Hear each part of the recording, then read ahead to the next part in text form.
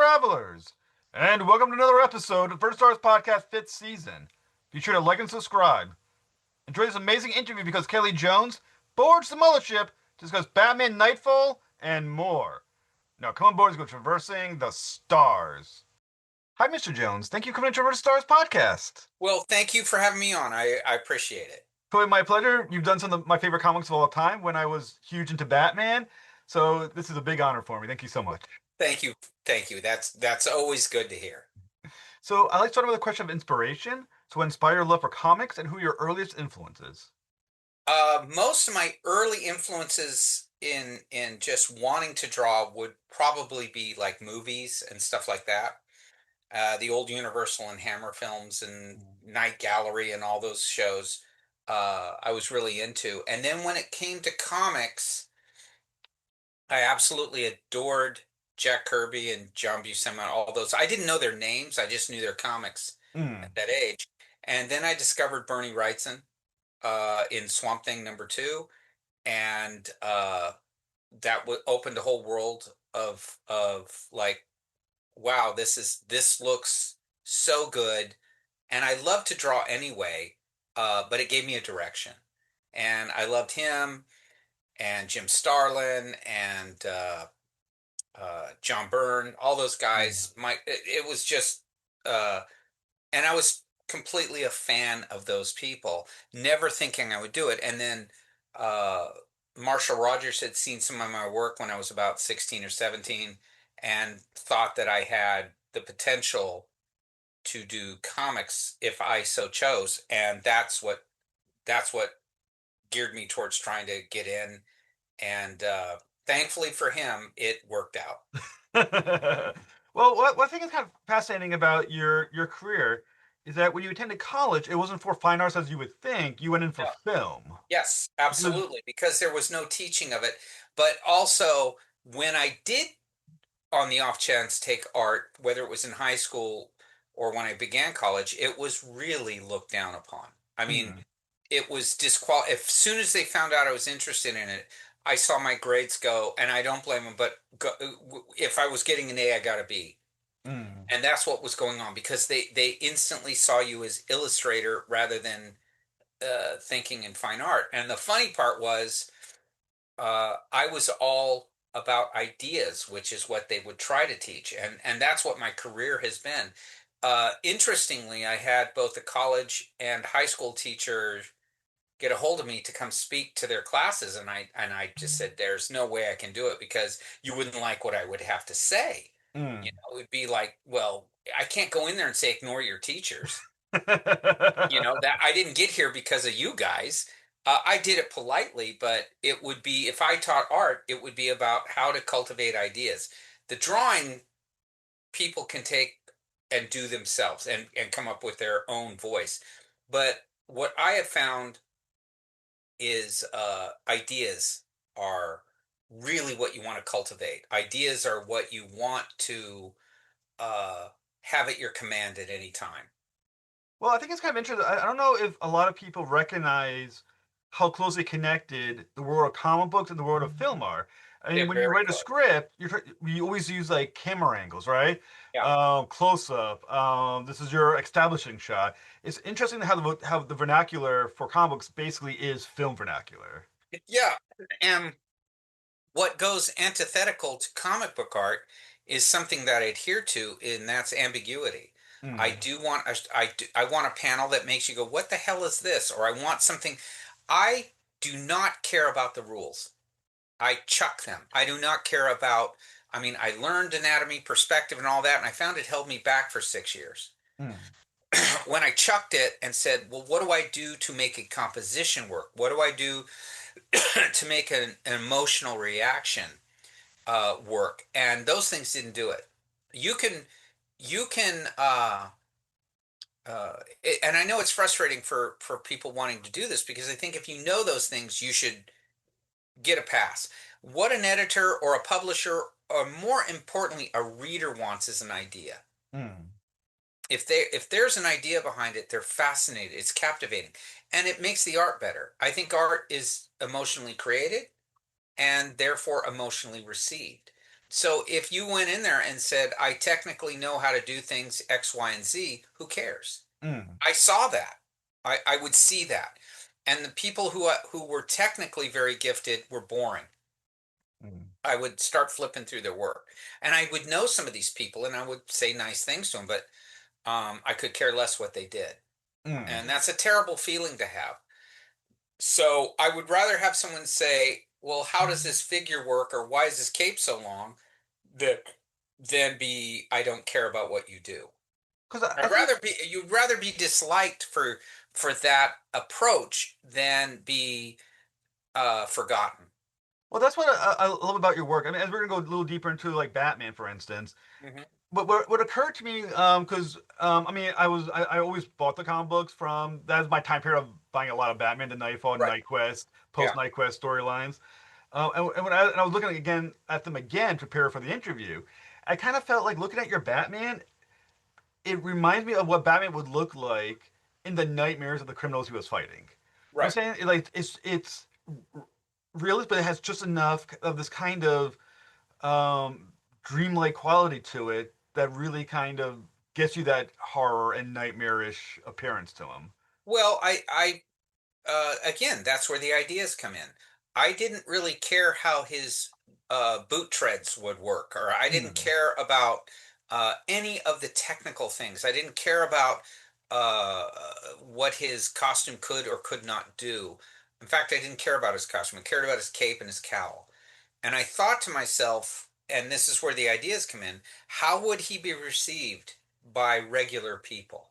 mm, Okay, they wouldn't know all the details we know. We're reading the book. So they would just see this strange figure mm, who could do horrible things if he so chose. So you didn't want to be in his line of vision. I remember in an airport once, I asked a policeman who was there, and he was on duty, and I said, "Hey, excuse me, but if this was going on, what would you think? What would you do?" And I said, and I said, answer the question not knowing anything about this guy. And he says, I think he's crazy, but he was on our side, mm, right? Because he's giving us the criminals. And I said, okay, but he's breaking every constitutional rule. He says, well, if I was in a city as bad as Gotham, we'd bend him. And I went, mm, that's it, right? You bend it. And so you have to bend it for readers. You have to bend it for everyone.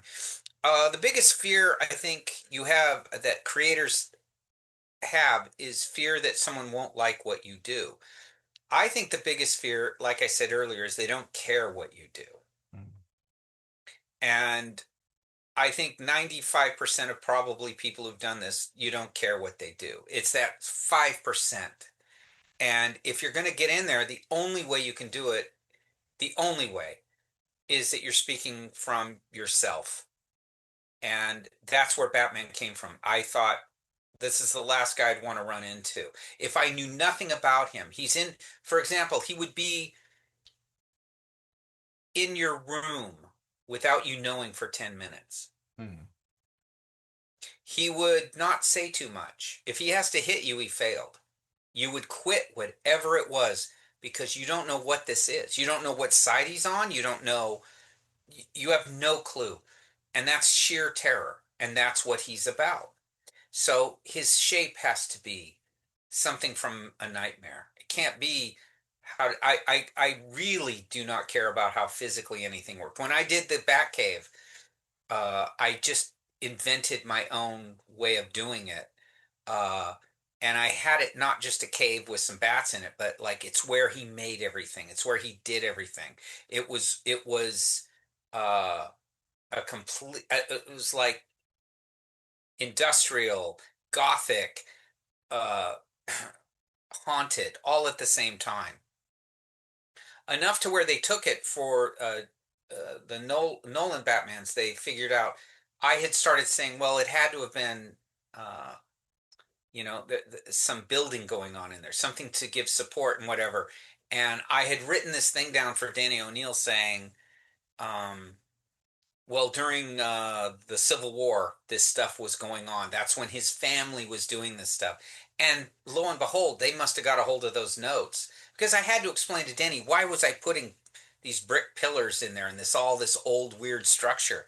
I couldn't just do it one day and show it to him. So I said, "This is what I'm doing."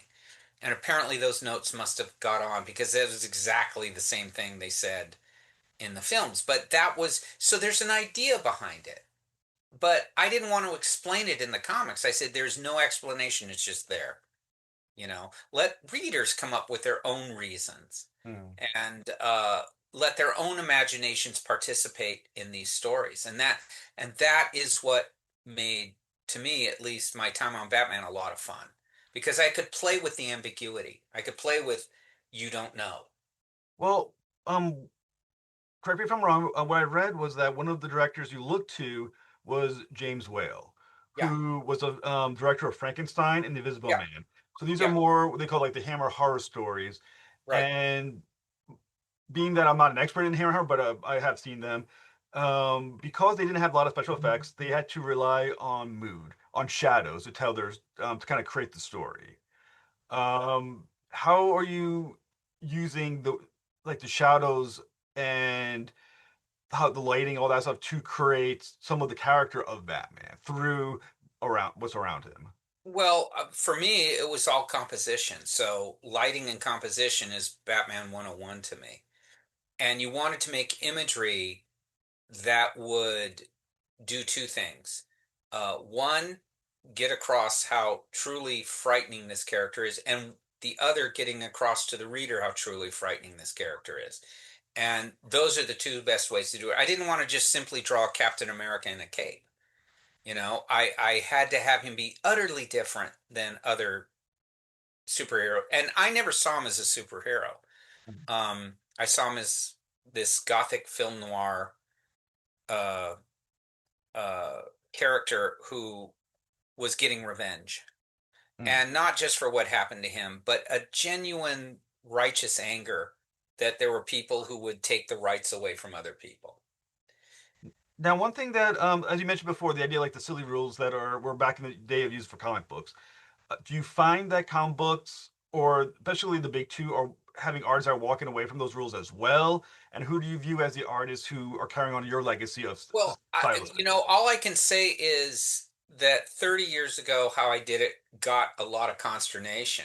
And now I see people doing it and they're getting love. And that Mm. made me feel good. I have no, uh, I, I am not sitting here thinking, oh, they're doing what me, or they're influenced by me or something. What I think they're doing is realizing that what I was doing then was ahead of its time. I don't say that lightly. I knew that when I did it. I accepted the blowback I would get because that was Batman was seen. Well, how would he be realistically? And that was the least interesting idea to me. I Mm. don't care. There's 50,000 other comic books doing how do you do it realistically, and I didn't care about that. I wanted it to be expressionistic, Mm. and I wanted to be transgressive, and I wanted it to be asking questions that were maybe not in the story, just like why is it like this? Why is he his ear so long, his cape so strange? Well, that's because I see him as a silhouette, not as a in he's never in daylight. He doesn't have those kind of adventures to me. He's in an alley, he's in the dark. Mm. And he's the thing that makes you stop whatever it is you were doing. The only crazy people are the ones in Arkham who won't stop what they're doing. So Mm. that's why we see them all the time. Um, I see the bat signal to you and I as normal people, if we didn't know anything, as a warning that he's loose, right? Yeah. That he's the worst of all these crazies in Arkham, and that's because they never put him in Arkham. That was going on in my head in 1995, right? Well, what I think is fun is that was it The Dark Knight where in the movie where Gary Oldman's character Jim Gordon, he's like, I like to just put it on to remind them that he's out there somewhere. Yes. That's reminded me immediately of what you Well, just said. I did a lot of drawing for those. Turned in a lot of sketches. But I think also what was happening is my editors at the time were passing all this stuff on. And when they would talk to me, I was not involved in in a lot of the office stuff. I made a point to just sort of stay on my own. If they liked it, they'd keep me. If they didn't, they'd fire me, and I could live with that because I wanted to do my own thing, and that seemed to work for me every day. But doing that, you accept that they may not like it, and they'll say, "Hey, see you later." Um, but all that stuff kind of got through from even the Joel Schumacher, Mr. Freeze he did. They changed what they were doing from uh, what everyone knew to what I was doing because I made him the way I did. They never asked, they never said, they just took it and did it. The same thing went with a lot of the Nolan stuff. If there's a lot of things where I would have him and this uh, highly eccentric cape, and they started using that. Or my villains were more horrific than they were practical. I don't say that as a big thing on my badge of honor. It was just how I did it because I didn't want to draw a superhero comic. I wanted to draw if I could, Batman 1942, Mm. but in the modern era.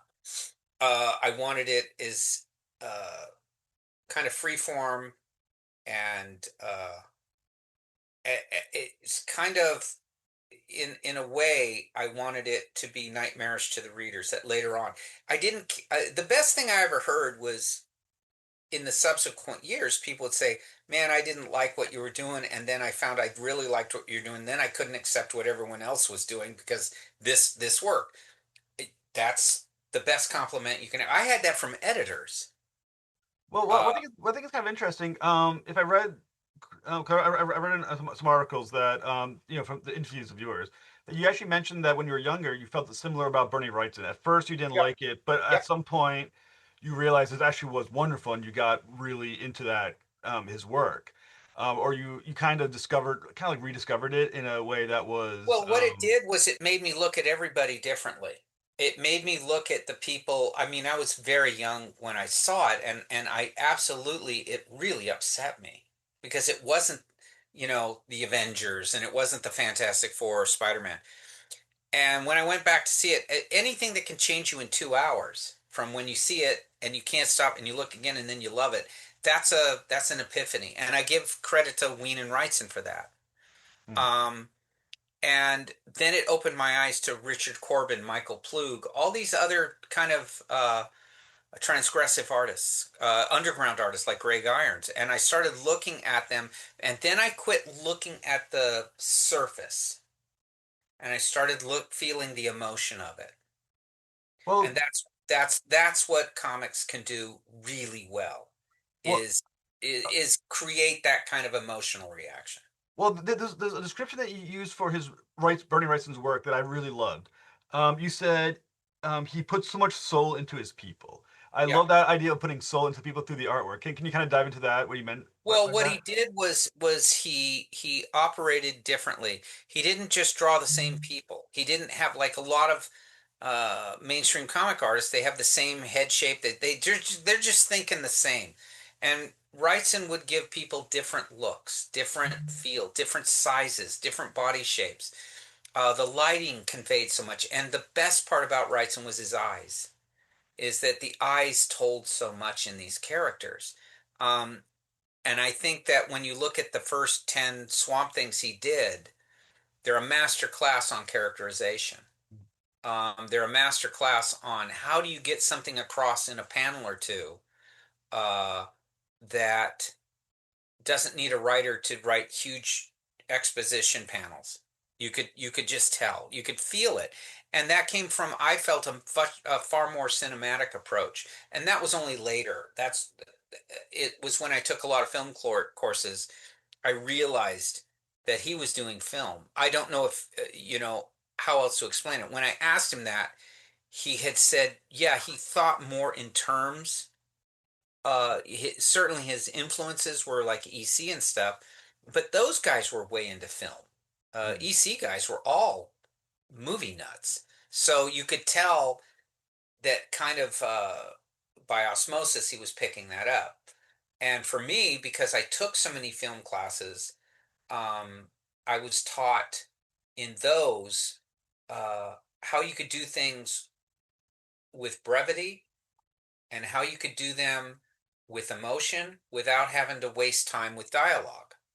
And when I would work with a writer or any to this day, that's what you try to do is get to the emotion of it so they can write about what the story is and don't have to explain what's going on in a panel. Well, I think one of my favorite issues that you did the interior work for, I can't remember the number exactly, was a series of Batman when you got to draw Swamp Thing and Killer Croc Yeah. in the swamp. That is such a beautifully drawn story. I don't know if you know which one I'm referring to. Yeah, I do. Yeah, it was so wonderful. Can you, yeah, how was it to draw Swamp Thing, knowing that your love of Bernie Wrightson and the Swamp Thing, but now you got to do your own version. Well, and that's it. You can't go into something and just ape the last guy. You can't ape the best guy. You have to bring your own something to it. And so I had really liked his version. I really liked Steve Bissette and Toddleman's version. So with mine, I figured, well, what are you going to do? And I don't try to overthink it. Um, and what happened was all of a sudden I just started putting turtles and frogs and reeds and stuff all over him. And rather than make him grow out of it, I made it like he was this environment unto himself. And that really worked. I mean, it really, when I first drew it, you always think, well, is this going to be stupid or is this going to be kind of cool? And when I finished it, I thought, this is it better than cool or stupid. It was interesting. It made Now, you stop and look at him. now the writer of that book was Doug Monich. Am I saying the last name correctly? Doug Minch. Doug Minch. Sorry, I'm always bad with names. No, Doug Minch. that's a tough. It's like Sienkiewicz. Those are hard names to think. Yeah. So honestly, he was the writer of those books. Following Knightfall, going into post Night the Knightquest books. What were the discussions like with him about what you're thinking visually about with your book? Well, I never told him. I would just do it. And the reason was with Doug, I didn't have to worry. With an editor, you never tell them because they'll say no. But with Doug, I didn't because I figured when he would come to dialogue, that might give him something, Hmm. right? It's like jazz. You riff, they riff, and it goes back and forth. And it worked. He enjoyed that. So he never really got into when we first worked together, it was on Red Rain. Hmm. And so he would kind of describe what was going on, and then he would see what I would do. And after that, he just would say Swamp Thing or Killer Croc, and he just leave it alone. Um, the most we would discuss before a story is he would say, "Well, what character would you like to do?" And I remember saying, "Well, the Scarecrow or the Demon or something like that." The only time he came in and said, "I want to do something," was Dead Man because he really dug my Dead Man. So he says, "Well, I want to do a big Dead Man arc," and at that point he wrote a pretty cool story for that as well. um, but what Doug was doing that I really really like, and it's the last time it was done, was Batman was completely separate from Detective or Robin or any other book. They were just standalones, so you might get a one issue story, a two issue story, and no big arcs, no big connected things. um, and I think that is what made that 3 years very interesting because it's just pure, undiluted Batman. You know, it's Gotham, it's him, it's these weirdos, and it felt like I was doing a golden age period. Just one-offs. Now, if my memory serves, Underworld Unleashed was during your run as well, right? Right. And once again, I love that it felt like that run was made specifically for you. It was like the Kelley Jones run of stories. Like I said, you had your horror, you had your Underworld Unleashed with Hell, was about Hell. You have, like you said, your Swamp Thing. It felt like it was designed as a Kelley Jones series of Well, Batman, like the what I would '80s say is Batman. that Doug, when I came onto it, Doug had all these things in mind he always wanted to do, but now he had a partner in crime. Hmm. So he had all these things in mind anyway. And once he started doing it, he says, "You don't mind this, right? If I just go and write these like he had an irritating situation with a mailman, so he did one about a crazy mailman. And I thought that's exactly what you want. You don't always need the Joker to sell it. You need regular stuff. And I felt that made it interesting. He started doing a thing where he said, "I want you to just sort of drop in a weird character." And so I started doing this puppeteer guy, and we Yeah. talked about it. And he says the puppeteer guy is going to be our year, and which I had always said I could do 4 years, and then I'd call it quits. But we didn't get to do the fourth because that's when they said no, we're going to tie all the books up again together, and it wouldn't work that way. The puppeteer was going to be our great villain. Um, and so our collaboration worked really well because I didn't need huge storylines and he didn't want to write them. He always said, let's trust our imagination to come up with something new every issue or two. We'll just come up with something. And it worked. I think it worked. I can a lot of times you roll your eyes when you look at something you did a long time ago, but when you read them and the I let a long time pass and then I reread them and I went, these aren't bad. Hmm. These are okay. And I can see the influence they're having now, um, because they are that kind of eccentric and violent and dark type of. But we were doing it just being ourselves. We weren't thinking of anything other than just entertaining ourselves. Now, I mean, obviously, you did the covers of some of the most famous Batman covers of all Right. time, especially with through Knightfall. Covers are known for creating that kind of like single effect. You know, you're trying to hit the reader immediately. When you're doing the interior work for Batman, where you have obviously the horror story, but you also have kind of just regular narration. Bruce Wayne, Baxter. It's just 10 other characters. Is your approach to the interior artwork different than how you approach Batman the covers?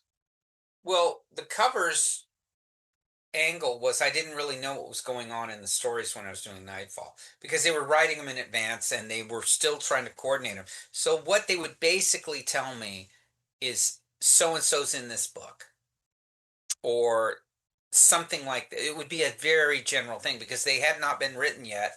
And you had three writers doing. You had Doug, Chuck Dixon, and Alan Grant all coordinating. So by the time for solicitation, you have to have the cover done early. Well, those stories were still being written and in production. So basically, the editor would say, "Hey, uh, Scarecrow's in this one," or Azrael's doing something, whatever. It was nothing in detail. So at that point, you're allowed to be more iconic Hmm. and you can be more striking.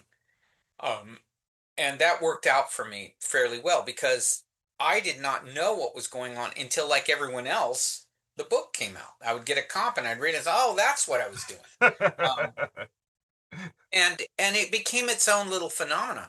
I was only to come on and do a couple of covers, and they were going to move on. But the first few I did caught, and the editors did like it. At the time, they said, "Man, these are really good."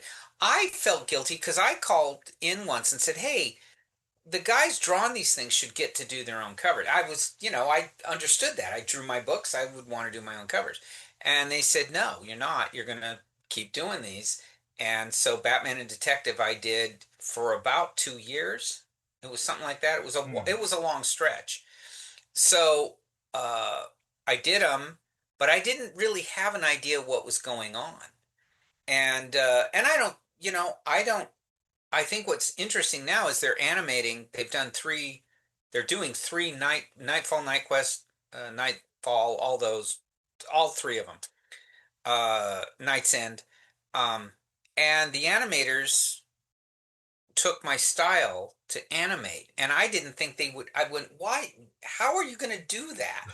You know, um, I haven't even figured it out, and so, but they did, and so when I saw it, it was absolutely amazing. So I would turn in a lot of drawings for them, and I would give them designs for how to do the DVD covers and posters and stuff like that. Um, so it was kind of a return to that because they would say, "Well, how would you do this?" Or "Here's the characters. Do something with them." And it was like, man, I'm back in 1993 again, you know. But when they showed me the stuff they're doing, it is remarkable. I will say, the first Nightfall is stunning animation, and Yeah.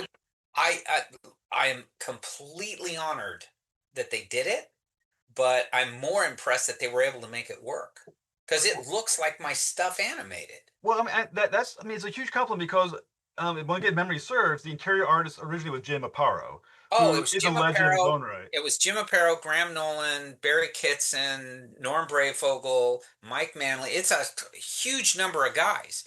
So I think what happens is, at least with me, they looked at what I was doing and they said, well, this kind of works because I'm heavy shadow. And then they looked at my regular Batman run and Kings of Fear and Gotham After Midnight and other stuff like that, Batman Unseen, and they told me that. And so they started looking at all my stuff and said, this is how we're going to do that. And man, and again, look, when you hear that, you're going, wow, I'm flattered and that's an honor. But I tell my wife, I said, I don't know how they're going to do that. I hope I don't look like a, you know, idiot. They're going to say, what happened?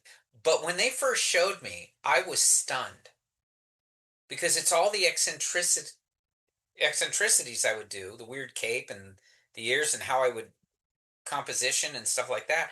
But they broke it down, and uh yeah, I have to say, I I think it was probably a good choice for them because they could follow what people did, but they could use me as a template on how to present it. Mm. I think perhaps people are going to argue with me, but I think your most famous cover alt is at 497. Bane breaking Batman's back, which is Right. like I said, is like the cover that when you talk about Nightfall, you always see is that cover. Well, it's just horrific. Right. And I think what it is it's a far more painful looking drawing than however you would do it. A lot of times you see care of a hero and they're getting beat up or something, whatever. But this one was actually bending him over a knee. And when that came up, they were saying, well, we this is the one he breaks his back, so you have to draw him getting a back broken. I said, well, that's pretty awful. But uh, so when I did it, I thought, well, it's like when you break a stick over your knee, right? Yeah. That was all I could think of. I turned it in, didn't think anything of it, right? In fact, I thought it was one of my lesser covers when it was done. I thought, it's okay.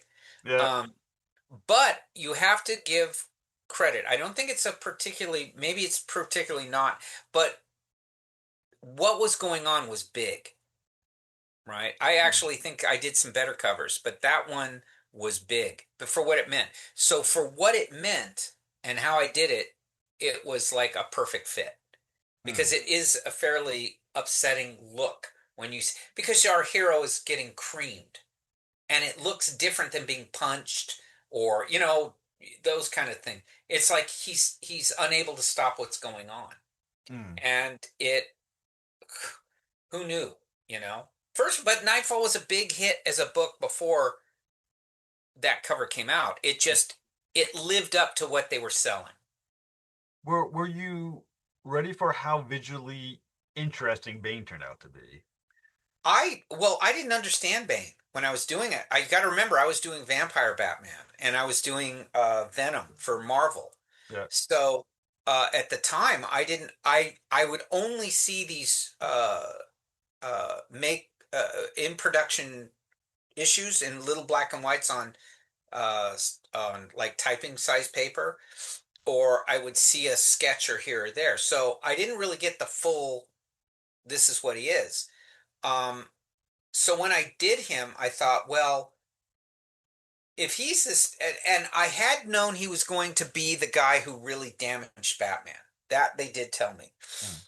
So I figured he had to be bigger than what I was seeing in the comics. He had to be more exaggerated because if this is my hero, I don't want it to look like a regular guy's doing this. I want it to look like the Hulk is doing it or something like that. Mm.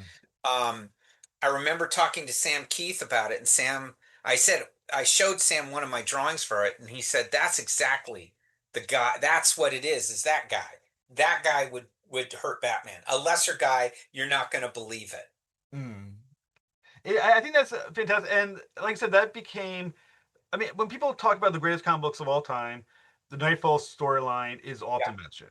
Yep. I will say, back when I'm a teacher. When I was able to create my own curriculum, one of the books I taught was Batman Knightfall. Yeah. It was I used it as a to teach tragedy. Yeah. Uh, like those classic tragedies. And like it there is something so cinematic about that whole series to begin with, which Yes. again has me thinking it was like made for your style because it's so cinematic as a concept. Yeah. Well, I think that was one of the things that was a happy accident. They didn't know how cinema influenced I was. Denny O'Neil hired me to do it because he really liked Dead Man and Red Rain. And he'd seen those and really thought those were cool. And they were very different. He told me how different they were. So, when I was offered to do the covers, it was like I said, only a couple of them. Hmm. The getting started, and I think he did. His plan was then to return it to whoever the was doing the regular books, because they would know best what to take and do. But they so made an impact at that time. Now I didn't know that. The offices would hear it, but I'm sitting alone in my little studio trying to make deadlines, and I don't have access. There was no computers. I had no access to fan media. I didn't go to shows because I was trying to make deadline. And they were the ones who would tell me, hey, this is really doing well. And we're seeing a real jump in the numbers.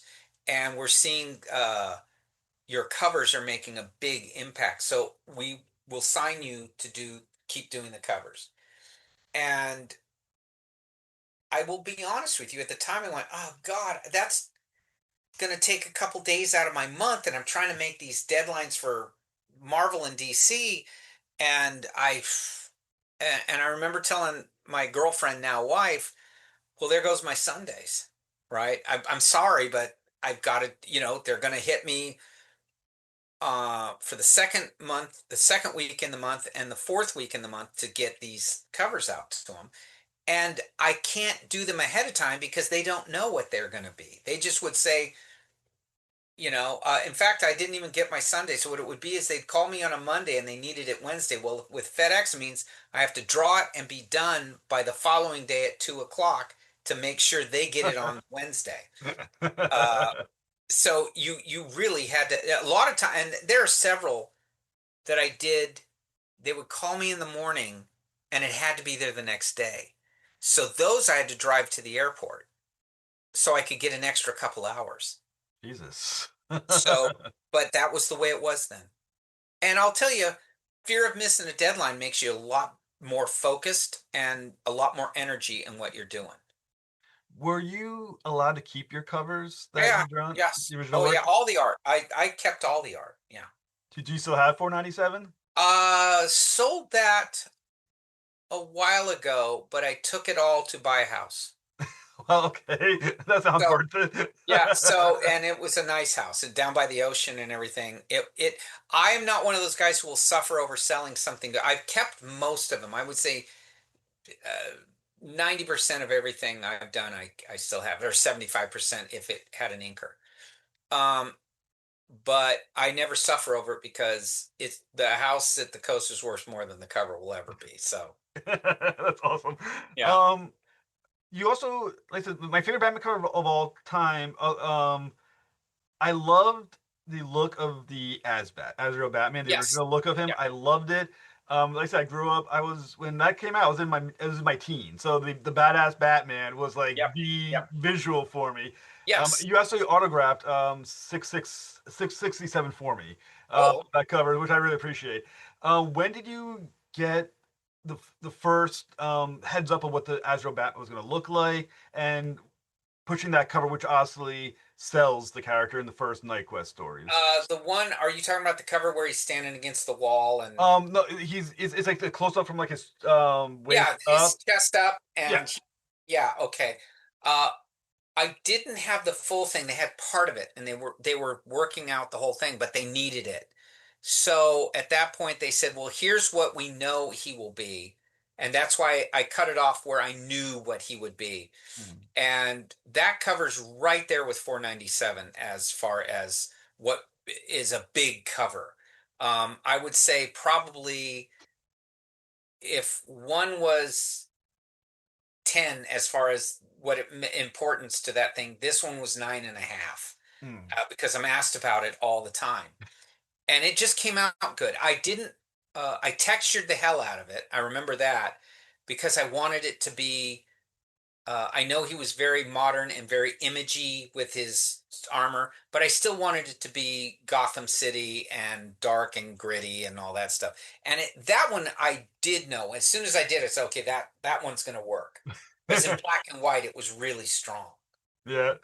Um, I remember, like, was there ever a concern that you were actually making Azrael Batman cooler than the original Batman looked like? 'Cause Well, he's just visually so much more intense. yeah, because Denny O'Neil's idea was, okay, everyone wants this Punisher thing where he's really mean and gritty. Okay, and they're saying Batman's not keeping up with it. So when he did the thing was to do it.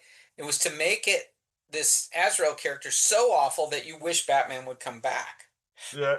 And that worked because he was fairly, I mean, the one cover I did where he's beating a guy with a stick with nails in it, you know that's not Bruce. As soon Right. as you see it, you know it's not Bruce. That cover too is one that I'm constantly asked about because it was an upsetting cover.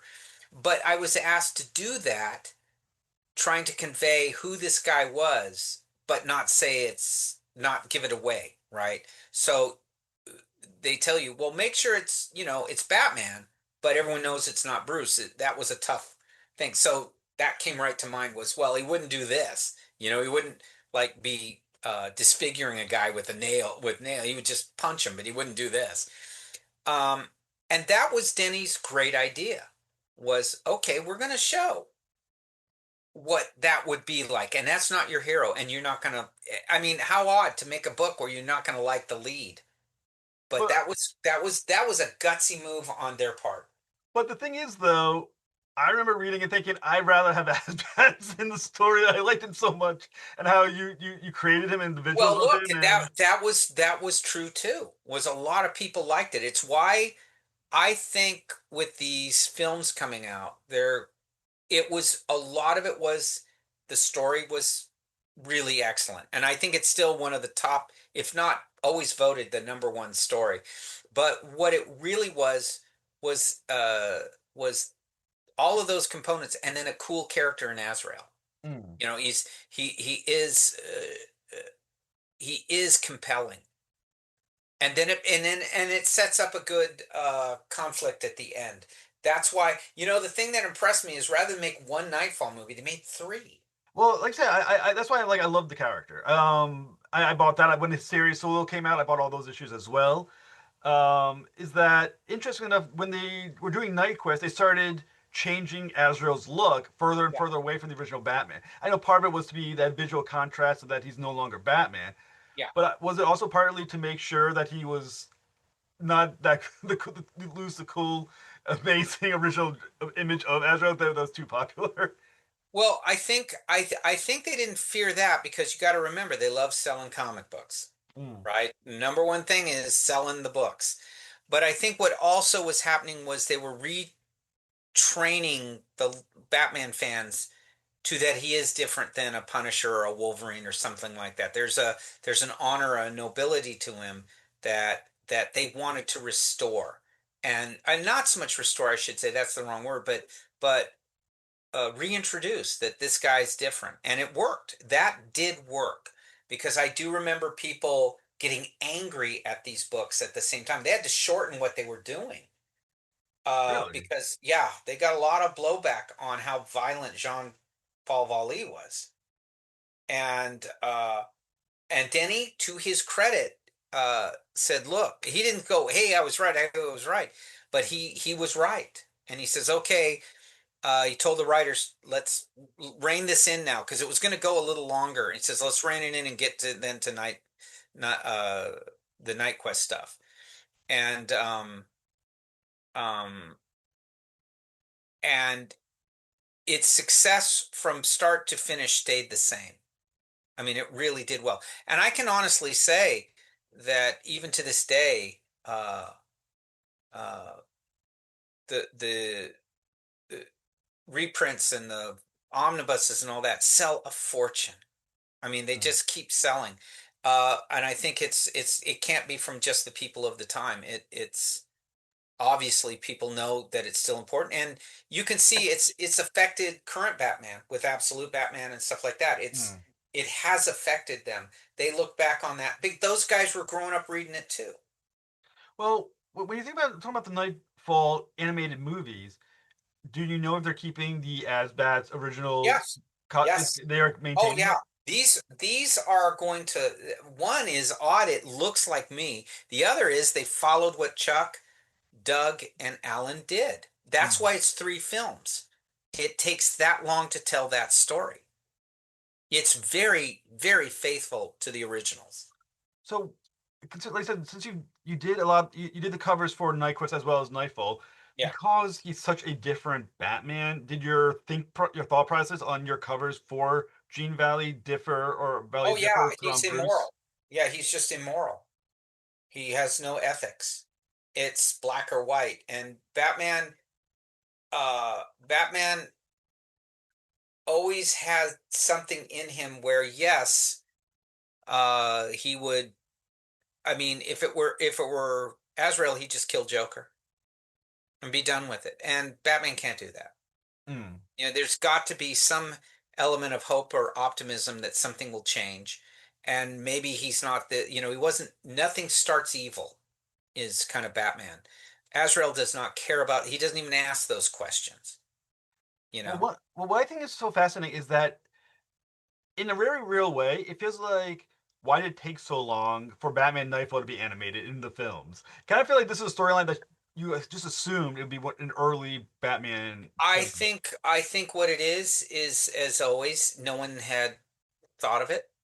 And the people doing it now actually went to Warner's and said, "Why haven't we done this yet?" And they said, "You're right. Why haven't we done this yet?" It was uh, right there in front of them. And when they said, "Okay, we can't do this in one, but the story's done in three big parts," and they said, they gave the green light and said, "Do it in three big parts." I think when they saw how they wanted to animate it, how they wanted to draw or write it, they realized they had something. I mean, there's more excitement over this than there is for their live action films. Yeah. There's far more excitement. I am inundated, and so I can only imagine what those guys are going through. But I'm inundated over questions about this because there is a genuine excitement. This comes out in about a week or so on digital, and then about a week after that on DVD.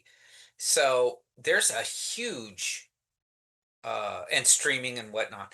So there's a huge interest in this, and I can only say it's because one, it looks like an authentic, sincere Batman story. It has no modernity to what we know now. It's what Doug and Chuck and Alan wrote and what Denny edited. And I think that alone makes it spectacular. Well, like I said, I'm lucky enough. I've seen a considerable amount of it and I was knocked out. I mean, I was ready to be skeptical Yeah.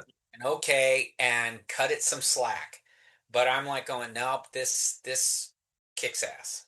Is it hard watching people copy your style No, in animation? no, because I didn't think it could ever be done. And if they Mm. can do it, more power to them. Art should build upon each other, so I have no problem about that.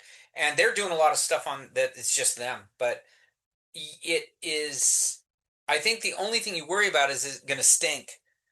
Mm. But once I saw it, I went, "They're doing this better than I would have. That's a better idea." So I give them their credit. They did a remarkable job.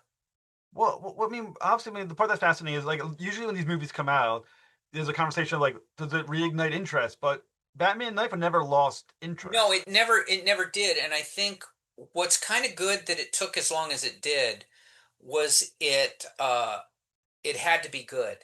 I mean, they did Batman Year One and it was mediocre, and Long Halloween mediocre, and Hush mediocre because it didn't look like the guys doing it. Right. And they took the guts out of those things. This, they left all the guts in, and they left it the way the writers meant it. And they clearly, you can see how my kind of the way I was doing things in a very violent, dark way, they left it. No, they did a spectacular job, and that's their credit. I mean, you can do so much, but these guys are clearly, sincerely involved. I mean, they love this thing.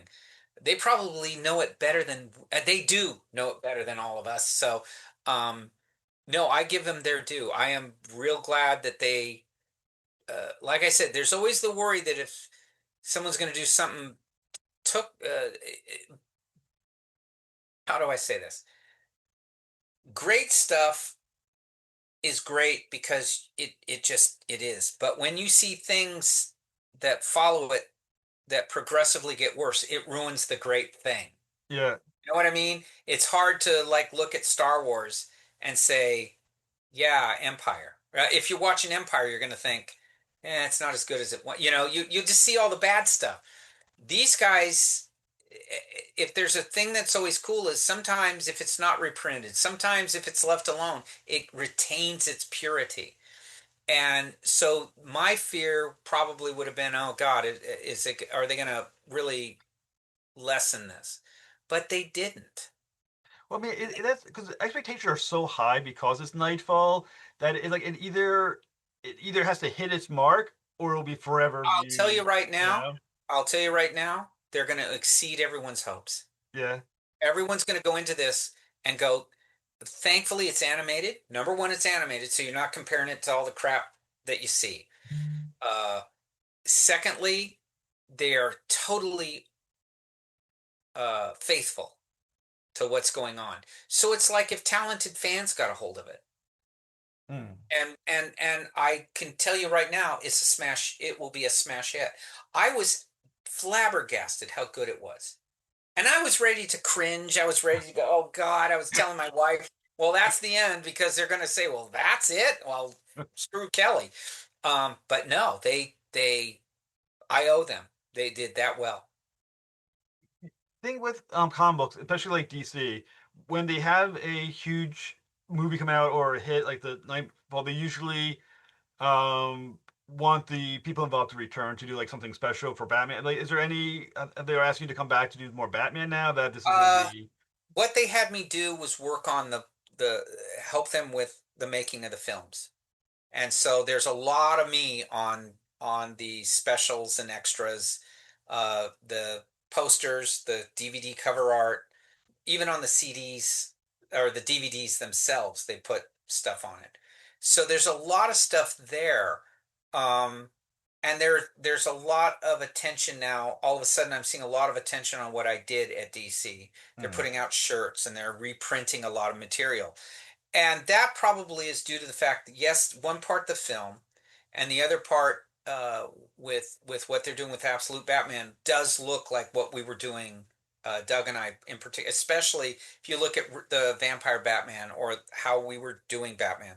So I think what they're saying is, if you like that, you'll also like what we did here. Hmm. Because the long ears, the weird cape, that okay. In my day, I was the only guy doing the long ears and the weird cape. Now it's okay, So I think that's just good marketing on their part. You got to remember, everybody I worked with at DC in the '90s is gone. Yeah. I mean, they've either passed away or they've retired. So, as you mentioned, the idea of like absolute Batman being heavily influenced by your style, is there a character that you would love to do an absolute version of with your style? I have no idea. I mean, at that point, I've always, when I work with people, I don't tell them what I want to do, and I don't tell them what I think. I just say, do whatever you want. When with Dead Man, it was just dead man, a dead man. So, but that stuff uh, draws itself. When it came to Batman, I never said to Doug. The only time I asked him to do a character I wanted was Mr. Freeze, and that's because I saw this very different Mr. Freeze. Everything else, though, I said, do not ever ask me what I want to do. Just that's the excitement is what am I, and then I can put my ideas to it. Um, and so at that point, it would be um, if I were to take something like that, I would just want him to present it to me. Hmm. Never write. I don't like a writer to write for me. I just want him to write something that makes them excited, and then I'll work with that. So what's next for you? I right now I'm doing Dracula with Matt Wagner, and I'm on the fourth and final graphic novel of those. The third one's being sent out to everyone who ordered it now. Um, and so I still got some time. And then once I get a little closer, I'll start thinking about what I want to do next. Right now, it's just easier to stay focused on one thing. Right. Well, well, like I said, whatever you're doing next, please come back on. You've been absolutely awesome, Mr. Jones, and thank you so much for making Thank the you, Jeff. books that I love reading. For like I said, the '90s was when I was like at the very start of my really Well, it getting was a into good comic period. books. As it turns out, it was a good period. It was a lot of fun. I think so. Like I said, Nightfall does go down to me as one of the greatest series of I would all time. say just and distancing because I only did the covers. I do think it was the standout thing in the 90s. And I know there's a lot of stuff, but that one is still around. Yeah. And there's no you don't equivocate with it. It actually has aged really well. Well, of all of the we're thinking about like the characters like in the '90s when they're killing off Jordan, basically they're Yeah. killing off Superman. It really is Nightfall that kind of went beyond the event book status and became like this is just great work. Well, it did because it became more than an event. It was a reintroduction to the characters and to Gotham City and to the whole mythos of Batman. And they were allowed to figure that out. If you're going to redress something, you have to reestablish those stereotypes, you have to reestablish the tropes, you have to reestablish everything. And they did a remark, but that is Denny O'Neil in charge. And God bless his heart, that guy knew his Batman. He, like I said, those for thank you so much, sir, for talking with me about Batman. Anytime you want to come back on, talk about anything you're doing, Certainly. please do so. Absolutely. Thank you, Jeff. Thank you so much, sir. All right. Bye-bye. We've reached this episode's destination, fellow travelers, aboard the Versus Stars podcast. Be sure to like, share, and subscribe to the channel. Voyage with me next time as we traverse the stars.